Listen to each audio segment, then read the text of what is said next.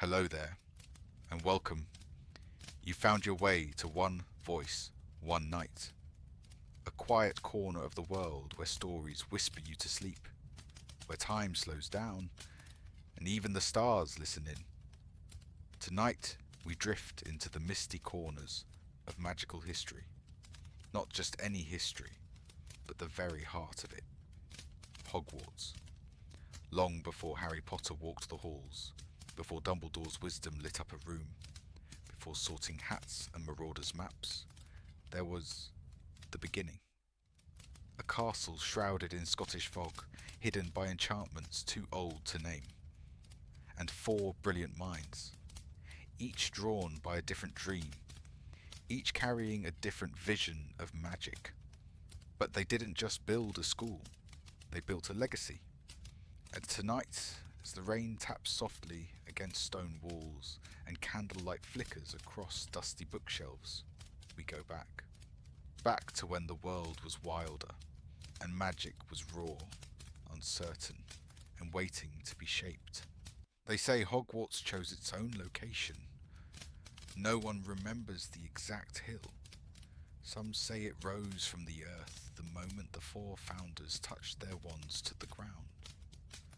Others whisper that it was already there, waiting, like an ancient creature that had been sleeping for centuries. But all tales agree on one thing. The founders didn't stumble upon it. They were called. Godric Gryffindor came from the moors, where the wind howled and courage was the only compass. He carried a sword forged in dragonfire, and his heart burned just as brightly. Rowena Ravenclaw descended from the misty highlands, brilliant, proud, and restless. Her mind worked faster than time, and it was said her eyes could see into possibilities that hadn't happened yet. Helga Hufflepuff arrived from the Golden Valleys.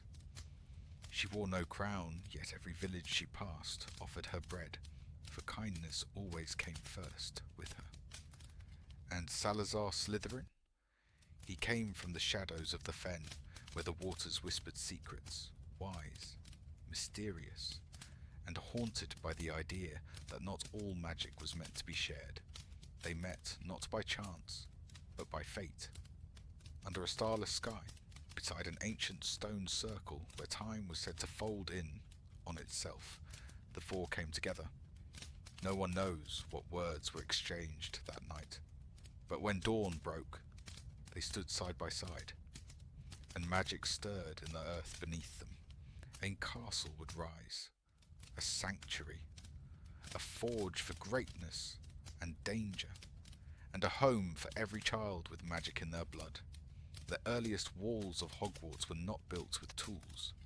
They were called into being. Stone obeyed the wand. Windows shaped themselves to catch both starlight and moonlight, and in the centre of it all, the great hall stretched open, vast, waiting, timeless. The ceiling mirrored the sky, even before the enchantment was cast. It was as if the castle knew what it was meant to become. And the sorting hat, it was still only a hat then, resting on Godric's lap, silent, but watching, always watching. Before long the school filled with whispers, not just from the students who would one day arrive, but from the castle itself. Doors moved, staircases rearranged, corridors curved deeper than they should. Hogwarts was alive. It wasn't just a school, it was a riddle, a story, a promise, and a warning. And so the founders each took to their task. They began to build their houses, not just wings of a building, but homes for ideas, for values, for dreams.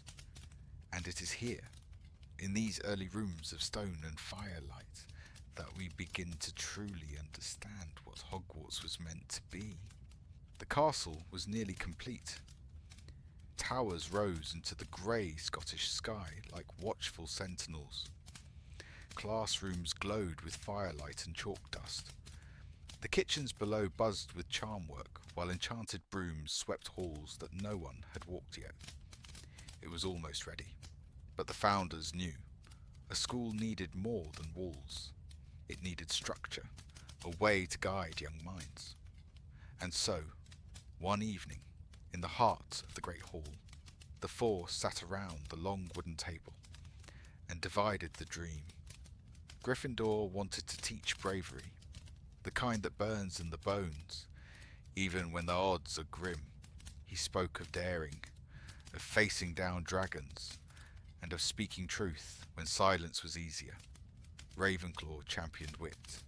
She believed the mind was magic's greatest wand.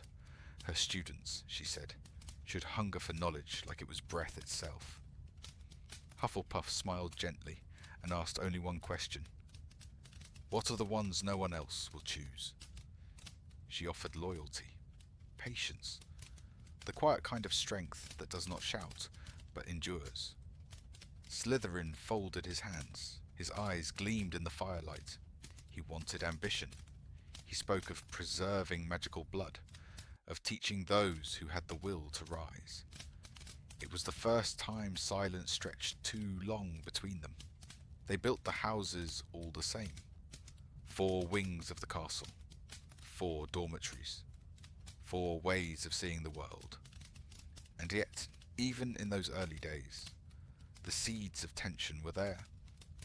Slytherin's chamber stretched deeper underground than the others knew. Ravenclaw's tower reached higher, with stairs that didn't always lead the same way. Hufflepuff added a secret passage to the kitchens, not for hiding, but for sharing.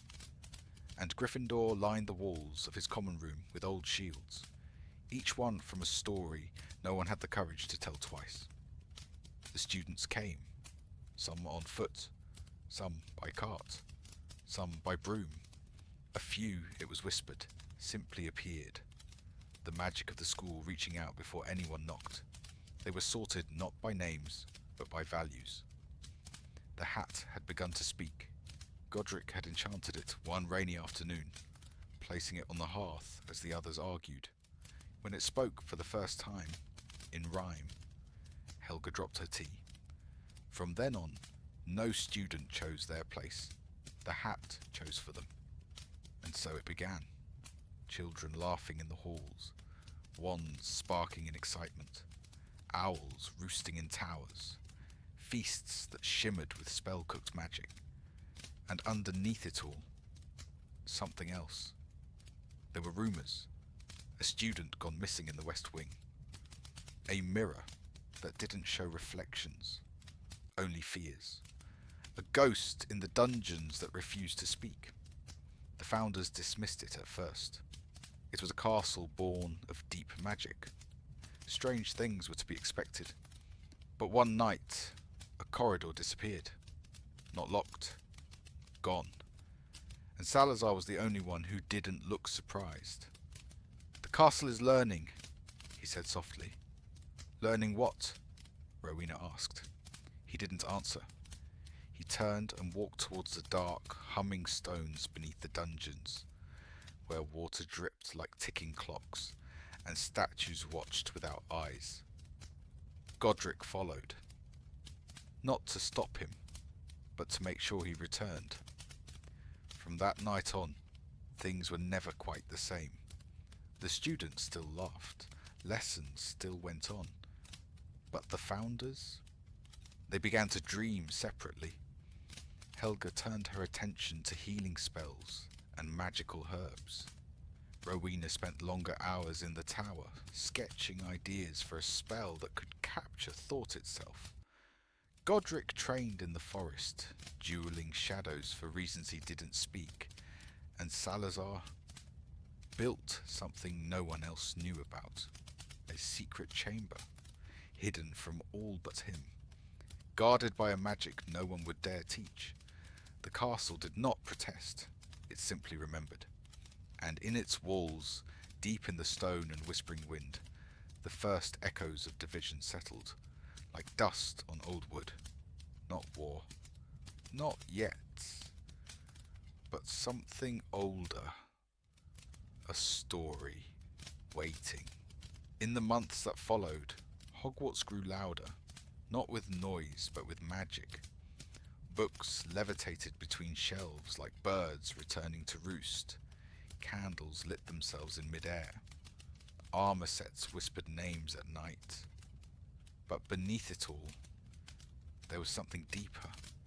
Something that did not belong to wands or words. A rhythm. As if the castle itself had begun to breathe. It started, as most secrets do, with a dare. A group of second-year students, wide-eyed and full of mischief, wandered into an unused hallway in the West Wing, chasing a rat that glowed faintly green. No one could agree whose familiar it was. But the hallway didn't match the map.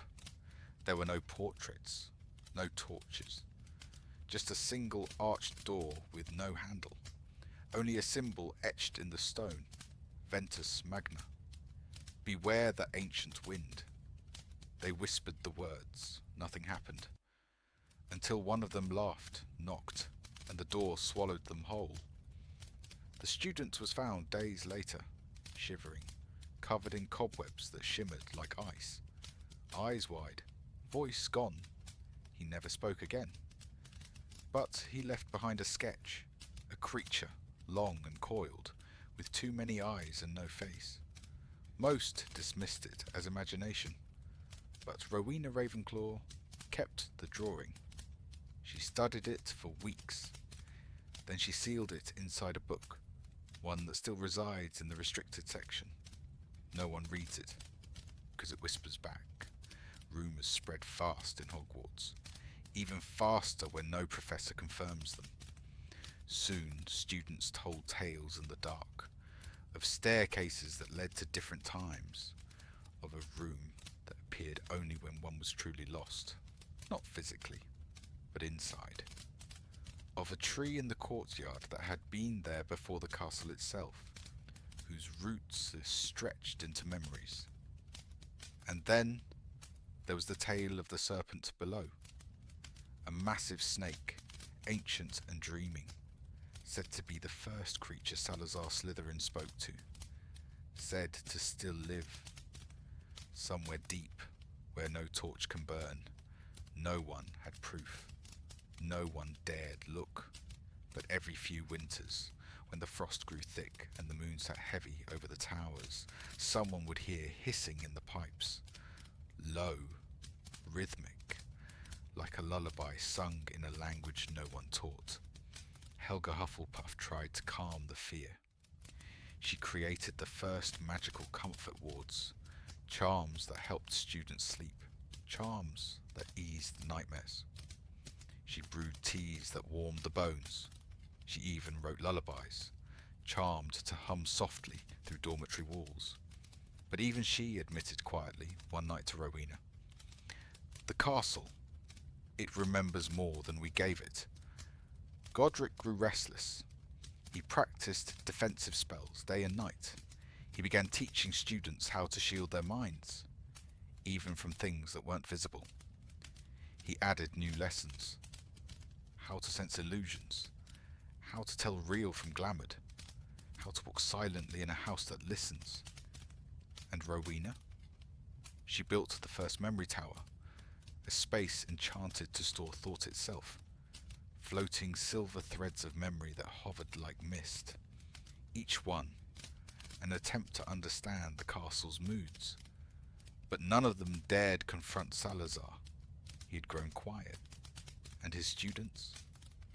They began to whisper things they shouldn't know. Ancient spells, forgotten phrases, the kind of magic that tastes like metal and leaves rooms colder. One night, the Sorting Hat screamed, not in pain, but in warning. A first-year boy had placed it on his head, and the hat refused to sort him. It whispered only one word, chosen. Then it fell silent, and the boy smiled, as if he already knew. The founders met that night, long after curfew. The candles in the great hall flickered low. None of them spoke of what the hat had said, but all of them, even Salazar, felt it. Something ancient had stirred. Not evil, older, watching and waiting. The castle was never truly quiet. Even in winter, when snow blanketed the roofs and students huddled beneath warm quilts, there was always a hum, like wind through old bones, or the faint sound of turning pages in the library no one had entered for years. It wasn't threatening, just present, like Hogwarts had a heartbeat. But as the years passed, that heartbeat grew uneven, and it all began with a child. No one remembers his name now. He was sorted into Slytherin. Bright, quiet, brilliant in charms and languages. But there was something about him, something older than his years. He walked with a certainty that made the teachers pause. He asked questions no one else dared. Why do muggles fear us? Who decides which magic is safe? If power can be shared, why is it always limited? Most brushed it off, but Salazar Slytherin listened, too closely. It began as mentorship, private lessons, discussions in the deep halls of the dungeons, lit by green torchlight and hushed tones.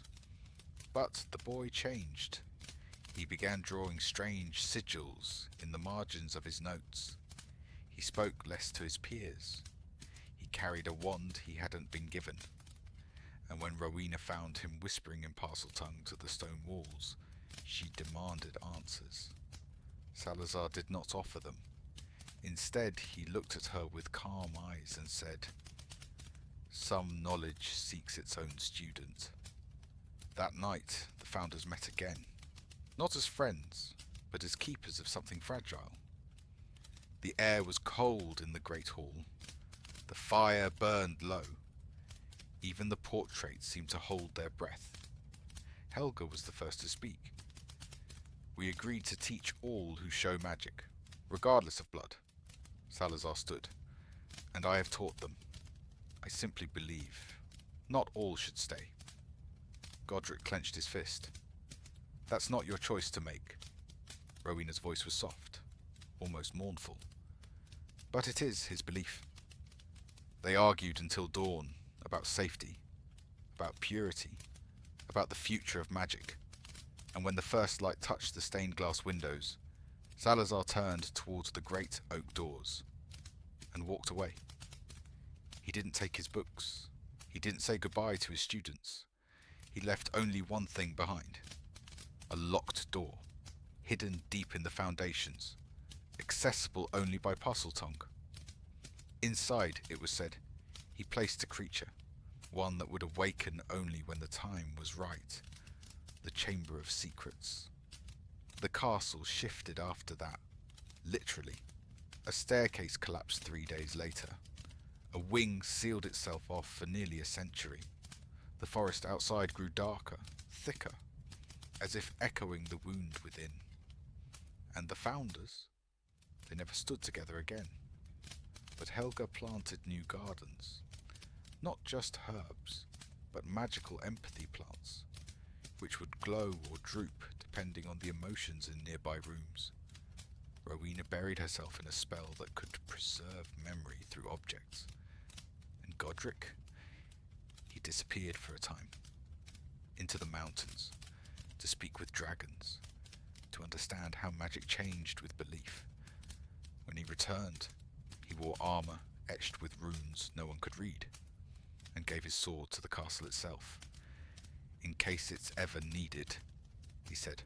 The sword vanished, into stone, where only a true Gryffindor could call it forth again. Years passed. The students still came. The sorting hat still sang, and the 4 houses lived on. But beneath the laughter, the feasts, the wand work, was the echo of something unfinished, a legacy fractured, a question unanswered, a door still locked. The century following the departure of Salazar Slytherin was, strangely, one of Hogwarts' most peaceful. Perhaps peace is the wrong word. It was quiet, calm, steady, like the breath of a sleeping creature. But even in slumber, some dreams turn restless. The next generation of professors were not founders, but they carried pieces of them. Professor Ulrich Broomwell, a former Gryffindor, taught magical defense with fire in his voice. He refused to carry a wand, claiming his hands were enough. Mistress Eleanora Vell, a Ravenclaw prodigy, studied magical architecture. She discovered that the walls of Hogwarts responded better to questions than to commands. And Madame Bet Mudge, from Hufflepuff, began the first healing wing, believing that some wounds didn't need potions, only presence. Together they brought structure, curriculums, schedules, traditions. And yet, the castle shifted. One evening, a 7th year Ravenclaw stayed behind in Charms class to finish an essay. When she stood to leave, the hallway was gone. In its place, a door, wooden, arched, with a brass handle and no markings. She opened it. Inside was a room filled with cushions, lanterns, and her missing notes. Arranged exactly as she'd imagined earlier that morning. The next day the room was gone. She never spoke of it again. But she always looked at blank walls with a certain curiosity. Thus began the legend of the Room of Requirement, a space that appears only when needed, shaped not by magic, but by intention. It became Hogwarts' best-kept secret, known only to a few, passed down by whispers, used in moments of desperation or wonder. And no two people ever saw it the same way. Some found comfort, others found answers. One student claimed to find a mirror that spoke. No one believed him, until he vanished. Meanwhile, the castle had begun protecting itself. A defense professor, worried about an increase in magical disturbances from the Forbidden Forest, began experimenting with sentient charms, enchantments that could sense intent. They were placed at entryways, above hallways, inside portraits. And they worked. Doors would lock themselves if danger approached. Armor would animate if a student cried out. Even staircases began shifting to prevent mischief, or sometimes to help it. One headmistress described it best in her journal. Hogwarts is no longer simply enchanted. It is aware. This awareness birthed the first guardians. Stone statues that could speak. Books that would only open for the worthy. A tapestry in the north wing that would whisper forgotten spells to those it trusted. And then there were the portraits. Each new headmaster was painted before death, and their portraits remembered. They gave advice. They warned. Sometimes they even lied to protect secrets only the castle knew. But not all was light. A group of students once tried to force open a sealed hallway with ancient hexes. The hallway opened. Behind it, they found a spiral staircase that led down into darkness, where the air was thick and the floor whispered names. They returned pale. One refused to ever speak again. The staircase sealed itself the next night, and none could find it again, not even the mapmakers. The school began to write its own rules. Certain spells failed in certain rooms. Time turned strange in the astronomy tower during full moons. And once a year, during the winter equinox, the castle's magic pulsed like a heartbeat felt in every wall.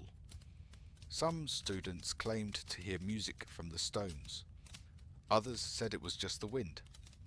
A professor once asked the Sorting Hat if the castle was alive. It paused. A rare moment. Not alive, it said, but listening. And so Hogwarts lived on.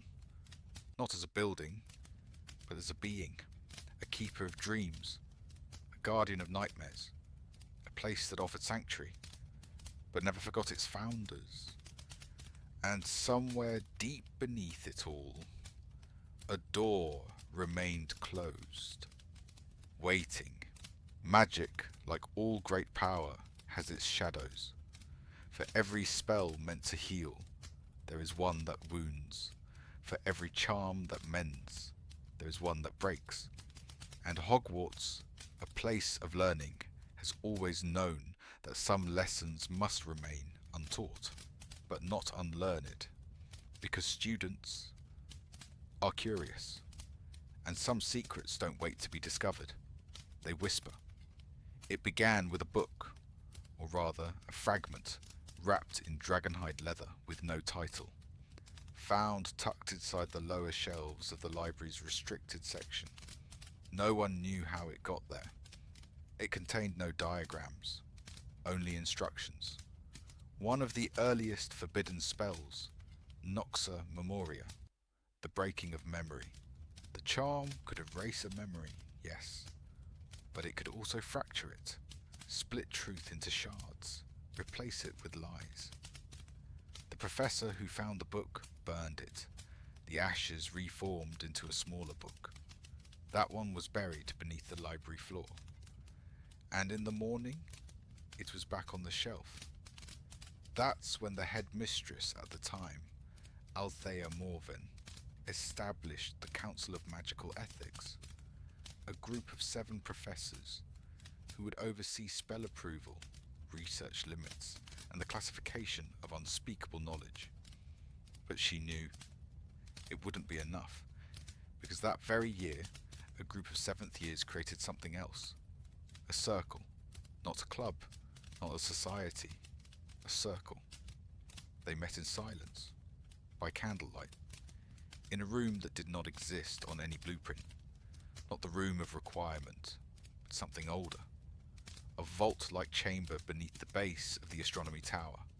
No windows, only stone. And a single question etched into the ceiling. If knowledge is power, who decides who holds it? They called themselves the First Wand.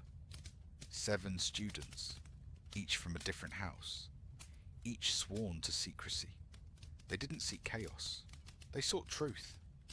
And truth at Hogwarts was layered.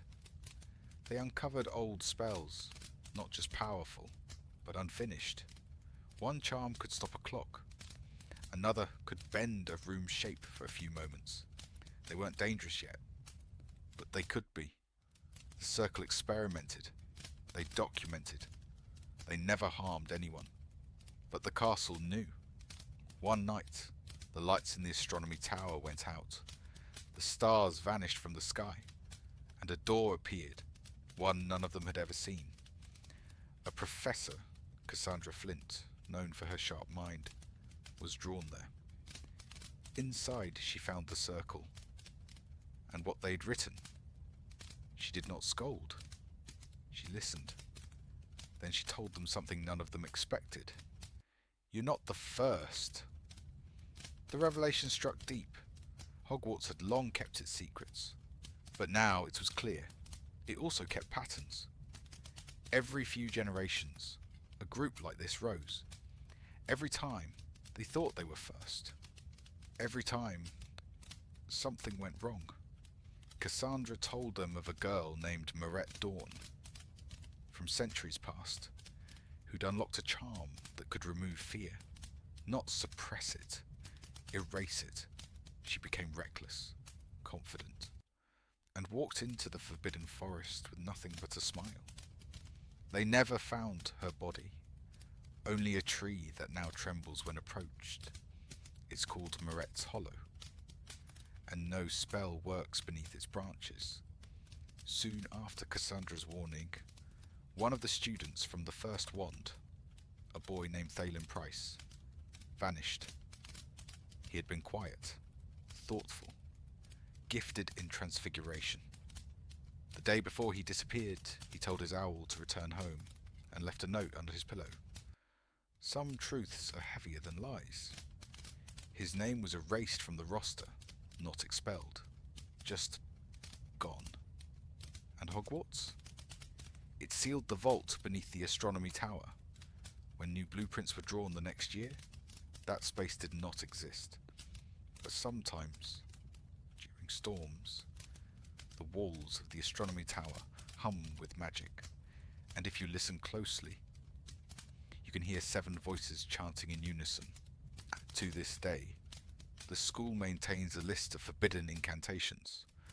Most are common knowledge: the unforgivable curses, the soul-split hex, the binding of breath, but some are not written at all, only passed from portrait to portrait, kept alive by memory, not ink, because Hogwarts remembers everything, even what it refuses to teach. For centuries, Hogwarts has stood untouched, hidden by enchantments, guarded by wards older than even the Forbidden Forest. It was a haven, a place of learning, of memory, of magic meant to shape rather than destroy. But outside its walls, the world turned darker. The first wizarding schism, as it was later called, did not begin with a curse, but with a question. Who decides what magic should be forgotten? Beyond the Scottish hills, a group of powerful witches and wizards, banished from various enclaves, gathered in secret. They called themselves the Thorned Order. Exiled scholars, rogue inventors, former professors stripped of their wands. They believed magic was not meant to be limited. That knowledge, even dangerous knowledge, deserved to live. Their symbol, a serpent coiled around a broken book. They didn't want Hogwarts, they wanted its secrets. The Order sent no army. No armies could breach Hogwarts, but they sent ideas, disguised as scrolls, slipped into the hands of students, hidden in letters home. Some students began drawing strange symbols in their notebooks. Some started staying up late, whispering over candlelight. A few began vanishing into unused corridors. The castle grew colder, its staircases more erratic, its portraits more watchful. Even the ghosts began to murmur warnings. Something was coming. Then came the statue. One morning, it stood in the centre of the courtyard, tall, cloaked, featureless. No one saw it arrive. No professor approved it. No house elf touched it. Its plaque read only, "We watch what you forget." Students avoided it instinctively. Birds would not perch on its shoulders. Rain seemed to fall around it, and at night it faced the astronomy tower. Always. Headmistress Isabel Thorne ordered it removed. The groundskeepers tried. Spells rebounded. Chains unravelled. Even fire refused to catch. The statue stayed. That same week, 5 students disappeared. They were later found outside the woods, shivering, barefoot, with no memory of how they'd left. Each held a shard of broken stone in their hands. None of them remembered where it came from, but one whispered in her sleep, "It told me the truth." In response, the professors did something they had never done before. They sealed the courtyard at night, not with magic, with trust. Each house appointed 2 student guardians, trained to notice oddities, to record dreams, to walk the halls during stormy nights. This was the birth of the prefect system. Not to punish, to protect. The statue was never explained. It remains, still faceless, still silent. But students say, if you look long enough, its shape changes. Some say it's a woman, some say a man. Some swear it looks just like you, and the truly brave, or foolish, have claimed that once in a century it speaks. Not out loud, in your mind. Only a single phrase. Do not let them erase you. Years later, when the Order was finally scattered, its leaders captured or vanished, the castle did not celebrate. It simply sighed. The wards lifted. The chill faded. The dreams stopped trembling. But the statue remained, and so did the memory. Some truths cannot be killed. only carved into stone. Not all magic is taught in classrooms, but at Hogwarts, much of it began there. As time passed, the castle grew not only in walls and wings, but in wisdom. The ghosts of the founders still lingered in stone and silence, but now new voices echoed through its halls. The voices of professors who would become legends. There was Professor Millicent Dare, who taught potions in the lower vaults. She claimed to have once brewed a love potion so powerful it caused the moon to glow red for an hour. Her students both feared and adored her. She made no apologies for her methods. Magic doesn't care if you're kind. It cares if you're correct. Her cauldrons never smoked. Her ingredients never spoiled. And she insisted every student brew blindfolded at least once to smell with your soul. Then came Albus Seldwyn, the first to codify charms into progressive tiers. He believed magic should be taught like music. Starts with rhythm, then melody, then harmony. His classroom was filled with enchanted instruments, each responding to a different spell. Students often found themselves humming without realizing it. It was said his wand sang when he cast, and when he died, it was found floating mid-air, still humming. A single note, soft and clear. In herbology, there was Maestra Crimwell, who insisted the plants taught her. She spoke to vines like old friends, let mandrakes rest in silk, and once grew an entire tree inside the greenhouse overnight, from a single whisper. She was never seen eating meat, or casting without touching the ground barefoot. When asked what her favourite plant was, she always replied, "The next one I meet." And in defence against the dark arts, a post famously cursed, one name still lingers, Gaius Mordrin.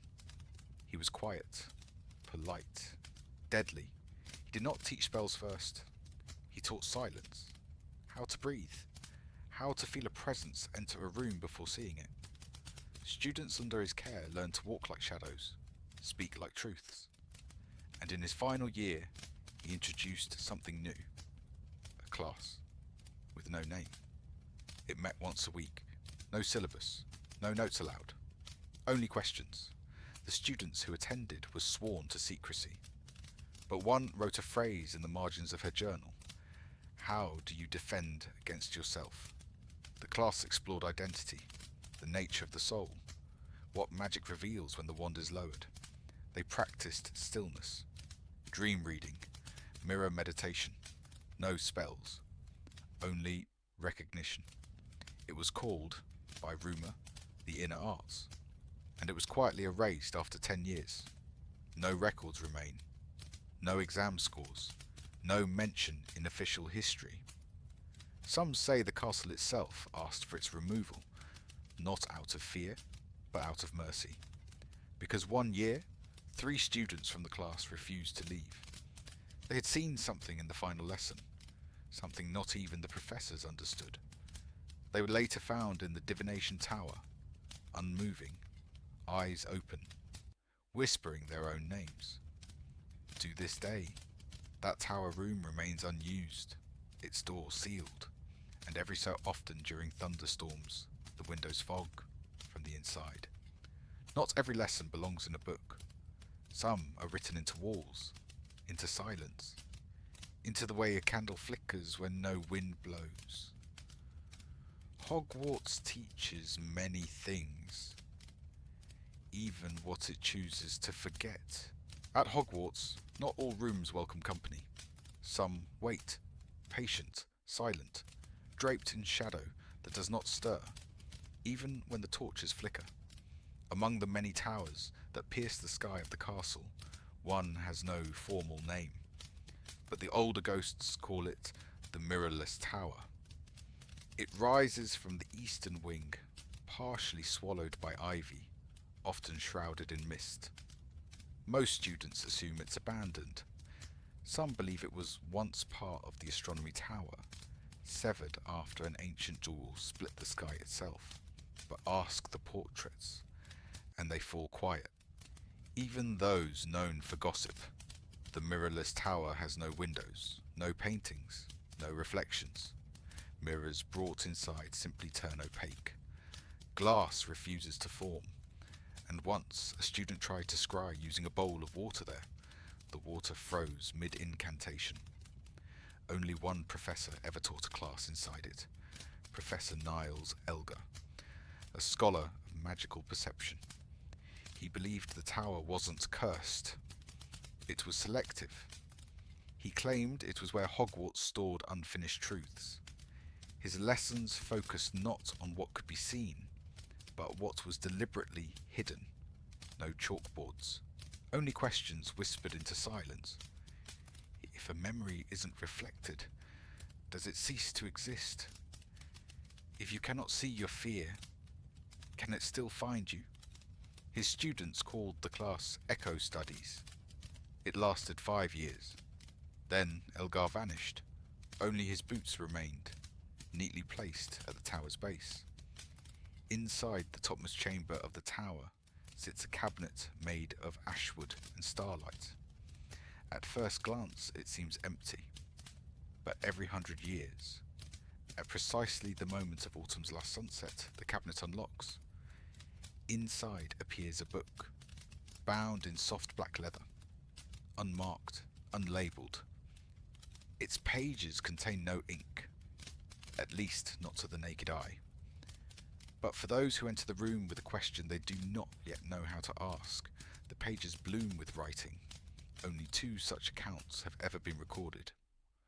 One by Lucinda Moore, a half-blind divination student who wrote, "The book asked me a riddle about my dreams.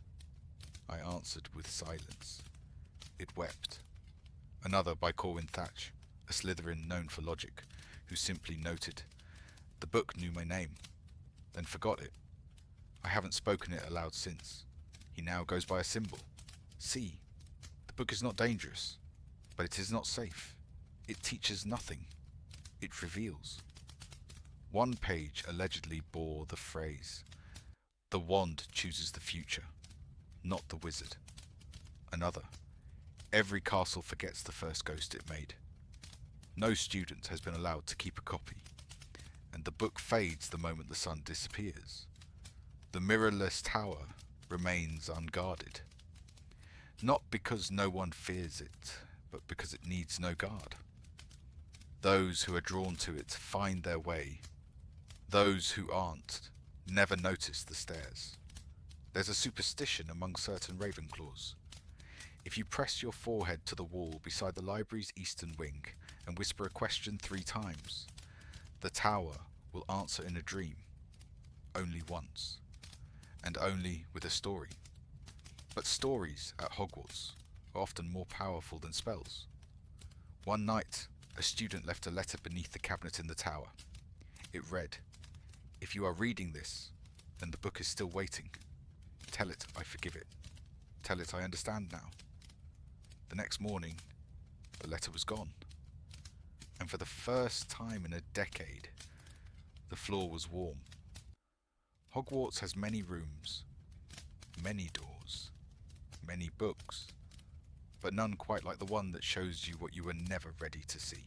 Some say the castle dreams when no one is looking. In the hush of midnight, when the last candle has flickered out and the corridors grow still, Hogwarts exhales. And if you listen, truly listen, you can hear it.